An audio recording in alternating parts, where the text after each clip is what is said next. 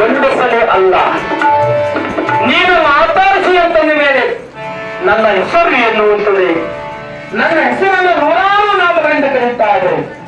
ಮಹಾಲಕ್ಷ್ಮಿ ಅಂತ ಕರೀತಾ ಇದ್ದಾರೆ, ಶಾಂಭವಿ ಅಂತ ಕರೀತಾ ಇದ್ದಾರೆ, ಬನಶಂಕರಿ ಅಂತ ಕರೀತಾ ಇದ್ದಾರೆ, ರಣಚಂಡಿ ಅಂತ ಕರೀತಾ ಇದ್ದಾರೆ, ಚಾಮುಂಡಿ ಅಂತ ಕರೀತಾ ಇದ್ದಾರೆ. ಮೂಡ ಒಂದು ನಾಮದಿಂದ ಈ ಜಗವನ್ನು ನಾನು ಬರಗಡ್ತಾ ಇಲ್ಲ.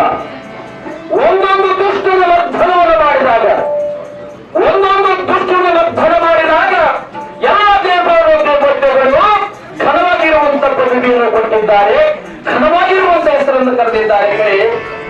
ಈಗ ನನ್ನ ಹೆಸರು ಮಹಾಲಕ್ಷ್ಮಿ ಅಂತ ಕರೀತಾ ಇದೆ. ಎಲ್ಲ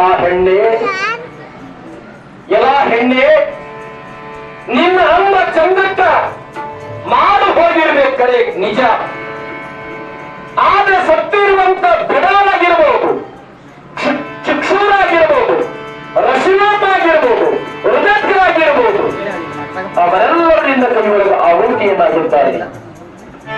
ಅವರೆಲ್ಲರಿಂದ ಕೈಯೊಳಗೆ ಆಹುತಿಯಾಗಿದ್ದಾರೆ. ಅವರ ಆತ್ಮಕ್ಕೆ ಶಾಂತಿಯನ್ನು ಸಿಗಬೇಕು ಅಂತಾರೆ.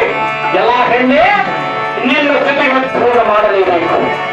ಯುದ್ಧವನ್ನು ಮಾಡಿ ಗೆಲ್ಲಬೇಕು ಅಂತಂದಾಗ ಅವಾಗ ಹೇಳ್ತಾ ಇದ್ದಾರೆ ತಾಯಿ ಜಗನ್ಮಾತೆ ಮಹಾಲಕ್ಷ್ಮಿ, ಎಲ್ಲವೂ ನೀನಾಡು, ಎಲ್ಲವೂ ನೀನಾಡು. ನಿನಗೆ ಶಕ್ತಿಯನ್ನು ತುಂಬಿದವರು ಯಾರು? ನಿನ್ನ ಜೀವದ ಕಳೆಯನ್ನು ತುಂಬಿದವರು ಯಾರು?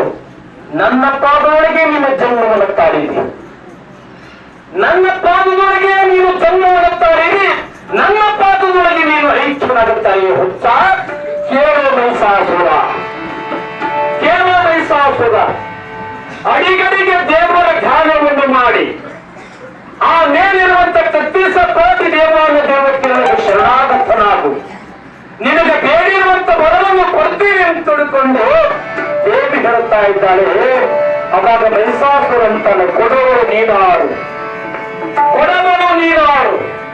ನಿನಗೆ ಬೇಕಾಗಿರುವಂತ ಘನ ಪದವಿಯನ್ನು ನಾನು ಕೊಡಬೇಕು, ನಿನಗೆ ಪ್ರಾಣ ಭಿಕ್ಷೆ ನೀಡಿದ್ರೆ ಸಾಧು ಹೆಣ ಹೆಣ್ಣೆ, ಸೊಕ್ಕಿನ ಹೆಣ್ಣೆ, ಕೈಯಾರ ಗಿತ್ತಿಯನ್ನು ಮುಂದಂಡಿಯನ್ನ ಆ ದುಷ್ಟನಿಗೆ ಬಂದ ಮಹಿಷಾಸುರ ನುಡಿತಾ ಇದ್ದಾರೆ. ತಾಯಿ ಹೇಳ್ತಾ ಇದ್ದಾರೆ, ಸಮಾಧಾನದಿಂದ ಹುಡುಕ್ತಾ ಇದ್ದಾರೆ. ತಂಗಿ ಯಾವತ್ತು ದೀಪ ಹಾಡುವಂತ ಸಮಯದೊಳಗೆ ಆ ಪಡುತಿ ಒಳಗ ಎಣ್ಣೆ ಬತ್ತಿ ಹೋಯ್ತು ಅಂತಾರೆ. ದೀಪ ಏನು ಮಾಡ್ತಂದ್ರೆ